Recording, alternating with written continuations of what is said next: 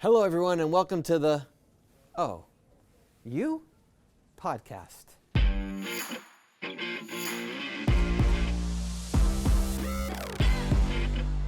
Today, we have an extra special guest from Kashrus, from the beginnings of Kashrus here at the OU, Rabbi Luban, who's been with us for a couple of years, right? Kashrus started in 1927, I think. Yeah.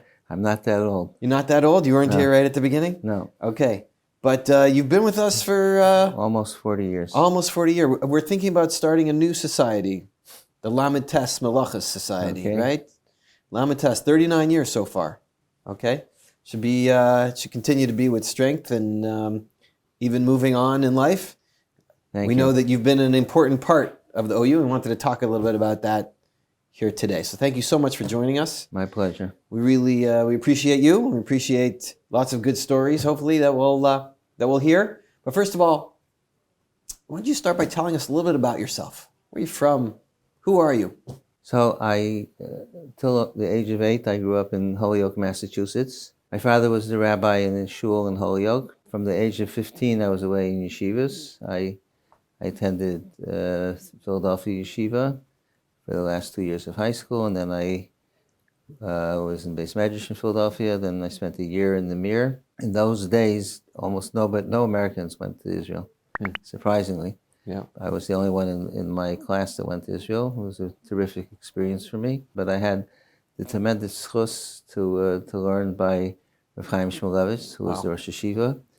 And I always felt that it was hashgacha pratis, divine providence, because at the time I didn't know I was going to become a rabbi. But as a rabbi, having been in the Mir and seen Rav Chaim and heard his shmuzin, that had a tremendous impact on me. You had a personal relationship growing up, not just with your family. In the neighborhood, there was another young man who you were friends with. Rabbi Genak. Rabbi Menachem Genak, the very same, yeah, right? we were neighbors.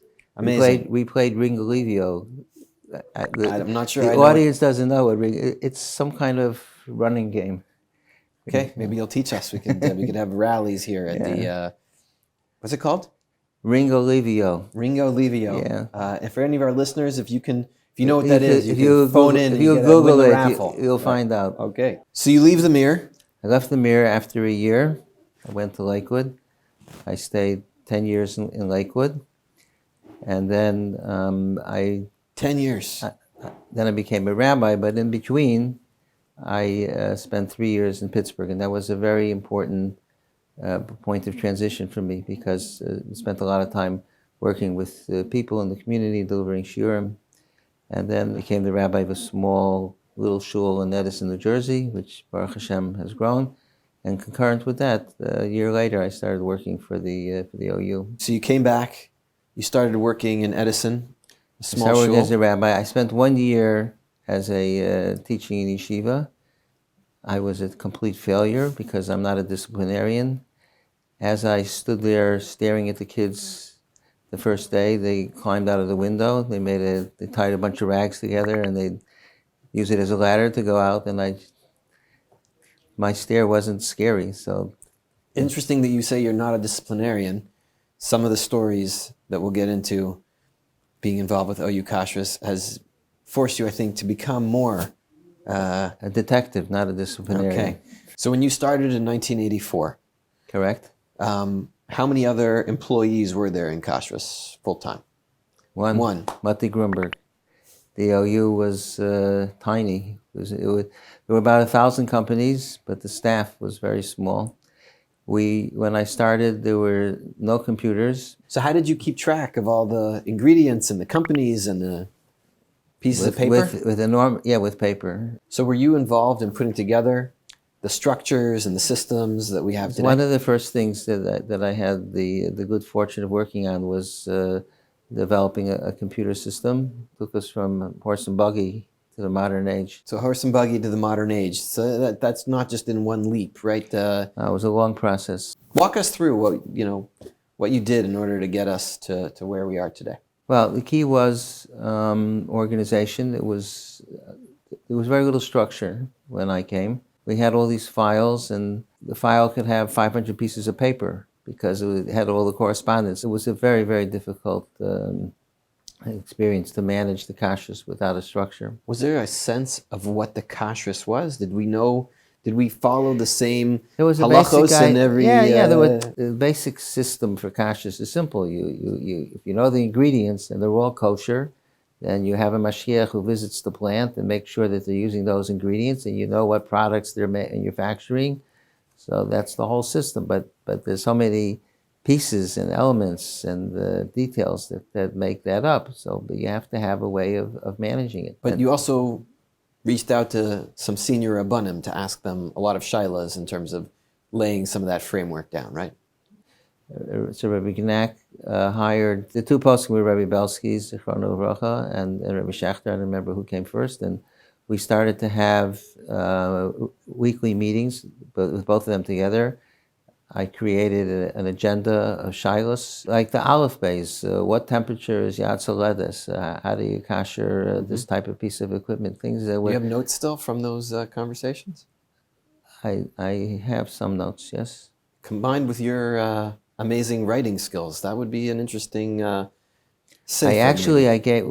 had in the early days staff meetings once a week where we discussed policies. And I took notes at every meeting, and those notes are very valuable. I donated them to the archives here. I don't know where they are, but okay. And we have thousands of shilos that they're recorded. Some of the psukim are written by Rabbi Belsky or Yibadol Chaim by Rabbi Schachter.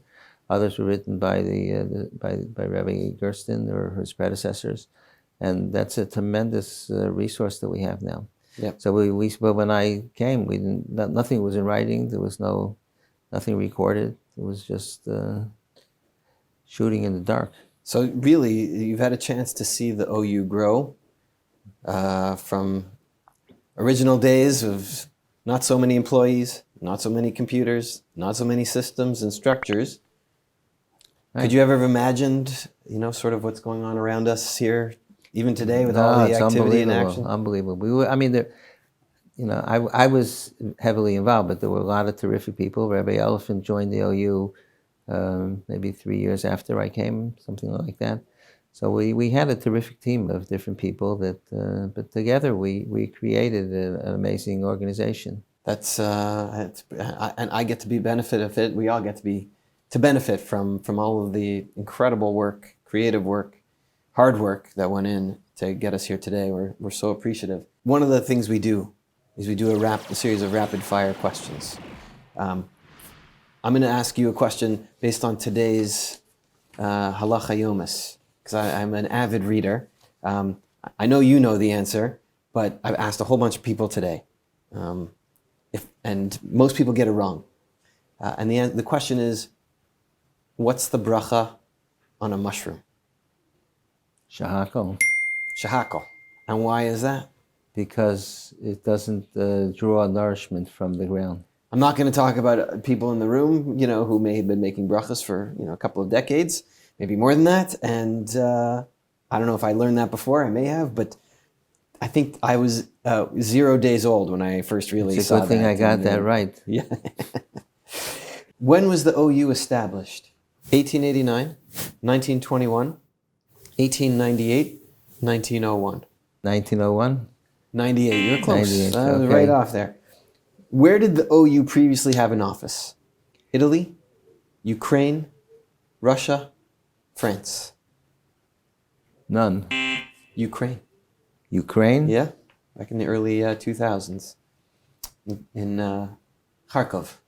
When did NCSY begin?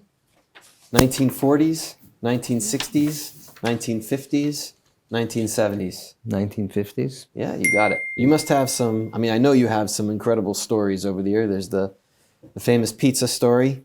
I don't know if that's the one you want to tell, but can you share with us? So I was besides being the working for the OU, I was rabbi in Edison, and there was a pizza shop under our supervision. And I would go there in the evenings. I came home from the OU. I was there almost every day. There was Chol Yisrael, and I walked into the refrigerator. There was boxes of cheese, Chol Yisrael cheese, all the way up to the ceiling, and everything seemed fine. And then probably about after a half a year, we took over the local VAD, took over the pizza shop after Rabbi Raymond passed away. He was my predecessor. So I walked into the store, and there was one of these large industrial cans called number 10 cans that had no label. And like a silver can. A silver can, yes. So the first thing, the quality you need to be involved in Kashrus is you have to be suspicious. If you accept everything as it's probably okay, then you get a different job. So by nature, I try. When I'm dealing with people in my shul, I'm not suspicious, but when I'm dealing with Kashrus, I have to be very suspicious. So why is there no label? So probably possibly the owner took it off because he didn't want me to know what was in the can. So I asked the owner what's in the can. He said it's green beans, and I knew it couldn't be green beans because engraved on the can it said product of Spain, and I don't remember seeing green beans coming from Spain. So I asked him to open the can. It was plums. So is there a kashrus issue with plums? There's no kashrus issue with plums, but he thought, obviously, that I wouldn't allow him to use canned plums without a hechsher, so he took off the label. Okay, so I was upset that I knew that he was a devious person, but it bothered me as well. I had gone through the whole inventory. There were no other cans, and you don't buy one can, you buy a case. Where was the other can? So across the street from the store, there was an office that he had, and in a basement, and I thought maybe he's hiding the rest of the cans in the office, and who knows what else he has there. So I said, I want to go to the office. So he took me to the office. We went down a stairwell, and as he was fumbling for his keys to open the door, there were bags of garbage underneath the stairwell. And the best place to get information is from garbage bags. You really are a detective. That's right. I started looking in the garbage, and all of a sudden the guy springs up. He sees I'm looking at the garbage. He runs over, grabs one of the bags of garbage, slings it over his shoulders, and darts up the stairs. And he's running away with a bag of garbage. What do? I have to run after him, obviously. So I was in hot pursuit. I ran up the stairs. I was much younger, so I was able to run as fast as he could. And he starts running down the main street in Highland Park, which is Raritan Avenue. And eventually I caught up to him. And when he saw that I was almost next to him, so he darted behind the truck, and he tried to shtup the garbage under the truck. And I took it out, and lo and behold, in the garbage bag were empty boxes of hard cheese. And it was obviously they weren't kosher. It was like George's cheese or something. So he said, "Oh, we don't use that. The garbage has been there for 10 years. It's not my garbage." Then why were you running away with it? But I checked the expiration dates on the boxes, and it was like 6 months hence. So it was obvious that it was his garbage, and it was recently brought into the basement. So he was using. Is there any truth to the rumor that somebody timed you running after him, and you set a world record for? But I wish that if they had cell phones, then they could have made a YouTube video of me running after, holding onto my. We can recreate it if you want. We can come. We could. That's right. We could have a movie. So it turned out that I afterwards I spoke to. I mean, immediately I went to the store and said this supervision is terminated. But I spoke to the distributor, and they had decreased the amount of cheese they were buying from Ha'olam by 50% in the last year. So they were using half kosher cheese and half treifa cheese. Wow. And the question is, how did it get into the store? Well, where was it? How come I never saw it? So after some investigation, which wasn't so easy because he threatened to murder me along the way, but that was only the first time I threatened. A few times I was threatened. So what he did was, when in the pizza shop, when they buy hard cheese, they buy blocks of hard cheese, and they grate it and you use it as needed. But when the customer comes to the store, you don't start grating the cheese. You have it available, so you grate it and you put it into tubs. So at night, when the store was closed, he came in late at night with boxes of treifa cheese, and he grated them, and he had them in tubs. So, and he made a mixture of kosher grated cheese and non-kosher grated cheese. So it taught me a very important lesson of how never assume anything when you're giving hashgacha. You always have to suspect the worst, and you can't trust anybody. I mean, I thought he was an honest fellow, but obviously he wasn't. We do a section called Turn the Table, where you get to ask me any question that you'd like. Okay. What's your vision for the OU for the next 10 years? It's a great question. It's a deep question. It's a lot. I talk a lot about, internally anyway, our culture. Communicating with each other and coordinating and collaborating, and the 3 C's. And it's something I think it's not just for the workplace, for our headquarters, for our staff, for our participants, but globally. We have a representation opportunity, and we have a support opportunity for Jews and beyond, where communicating with them, sharing messages, some of the messages that Rabbi Hauer has been sharing recently, that everybody, really, that a lot of the leadership So the OU has. is really an organization for Klal Yisrael. So that's my question specifically, is in what way do you envision having more impact on, not only internally, but I mean, obviously, the stronger you are internally, the more you could do externally. Right. So in what way the OU is involved in so many different ways, in Kiruv and all the 18 different programs. But what new things do you envision for the OU? So one moving forward is to elevate the programs that we do have and the participants that we do have, and to get them people closer to Kadosh Baruch Hu, elevating their religious experience. There's no question about that, and to advocate for those who we haven't yet been as involved with. There are certain segments of the population that we haven't focused enough on, and to create new programs and new departments that are focused on those areas and those needs. So it's sort of a dual responsibility, both to grow the impact that we have in the current projects, and to get to the areas where we have not yet been able to reach. So I'll tell you just one more story of how you always have to think about what possibly could go wrong. There was when I came to the OU, there was a ice cream company that we certified, and they made, one of the products they made was cookies and cream ice cream. Yep. So the manager of the plant called me and said he wants to purchase Oreo cookies to make Oreo cookies and cream. In those days, believe it or not, Oreos at one time were not kosher. They were.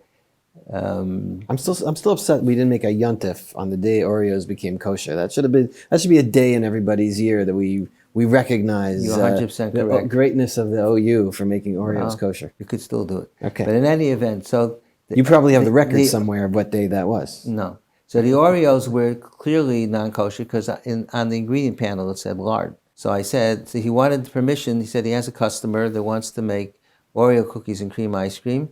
And he said he wants to buy Oreo cookies. He wants to bring them into the plant for that product. So I said, very nice, but how are we going to know that you're not using the Oreo cookies in the kosher ice cream? So he said, that's absurd. We would never use the Oreos for the kosher brand because the cookies that we use now for the kosher brand they're not a brand name and they're not expensive. But the Oreos, because it's a brand name, sure, they're like triple the price. So he said we would never substitute them. So that sounded like it made a lot of sense, right? Makes sense to me. Makes sense to me. Case closed. Yeah, that's it. So what happened was about a half a year later, a lady called me up, and she said, "I'm eating my ShopRite cookies and cream ice cream with an OU, and there's an Oreo in there." Now, fortunately, Oreos, you could tell they're Oreos because it says Oreo. I mean, it was an Oreo piece. It wasn't a whole Oreo, but it was an Oreo piece. So I immediately called the company. I said, the lady told me that she found an Oreo in your ice cream. They said, I don't know, probably one of the workers grabbed an Oreo cookie off the shelf someplace, and then he only ate half of it and threw the other half into the vat. So, so much for the health concerns, I guess, right? Yeah. We went down to the plant. It was in Pennsylvania, and we came into the plant and we asked them if they have any OU cookies and cream ice cream in stock. And they said they do. We didn't tell them why we're asking. So I said, I'd like to see them. So we went into the cooler. They had a whole section with with regular OU cookies and cream ice cream. We said we want 10 boxes. So we took 10 boxes. We want to go to the laboratory. So we went to the lab. We tore open the boxes, turned on the hot water, and we melted the ice cream. And every single box had Oreo cookies and cream ice cream, or Oreo cookies. So the question was, what about that they would never do that? Saving money, yeah. Yeah, saving money. So nobody wanted to talk to us. They knew they were in very hot water. But we spent a few hours till we eventually found out what happened was the customer that was making Oreo cookies ice cream, they lost that account. And they were purchasing the Oreo cookies themselves for the customer. And when they lost the account, they had $25,000 of Oreo pieces that they couldn't use. So they waited a month or two, and then there was going to be the expiration date was coming up. The cookies would get stale. They didn't want to lose all that money, so they started using them in the regular ice cream. They assumed who's going to know the difference. So it taught me a tremendous lesson that this is Murphy's kosher law, that anything that could go wrong when it comes to kosher will go wrong. And so how do you compartmentalize? On the one hand, you're a loving rabbi, amazing family, and you can't be suspicious of everybody around you, everybody you work with, everybody who you have as your balabata and people in your family. And yet when you come to work, you have to guess and second guess and triple guess. And how do you compartmentalize and not let that seep into your general That's an excellent question. And I often have spoken about this at different presentations, that especially as a rabbi, you promote being done with Kashrus and give people the benefit of the doubt. But when you're dealing with Kashrus, you have to think differently. You don't know, but in every 1,000 cases of apples, there's some rotten ones. So there are people that are dishonest, and there's numerous stories. I mean, I spend the whole day telling you a bunch of different stories, but there are people that are dishonest. So when I'm dealing with a regular person, I'm not suspicious that they're. But I have to have in the back of mind that how do I know that, and unfortunately, even sometimes people who are Torah observant have done terrible things when it comes to kashrus. So you have to think of how do I know that this is true? Who said that what they're telling me is true? I have to independently verify whatever they're saying. So that's a great bracha for us to learn from you as we close, to remember the good and look for the good, but also make sure that you're checking all the details in the places that you need to when you need to be so careful. It's a great bracha for us, for you as a role model, as an exemplar of this, to be mehalal, to praise all of your incredible work that you've done here, but also to be moda, to acknowledge, to thank you for all the stories and for teaching us and for building this incredible edifice, the structure, the people, and the neshama. Thank you. You're doing a fantastic job as well. Thank you so much.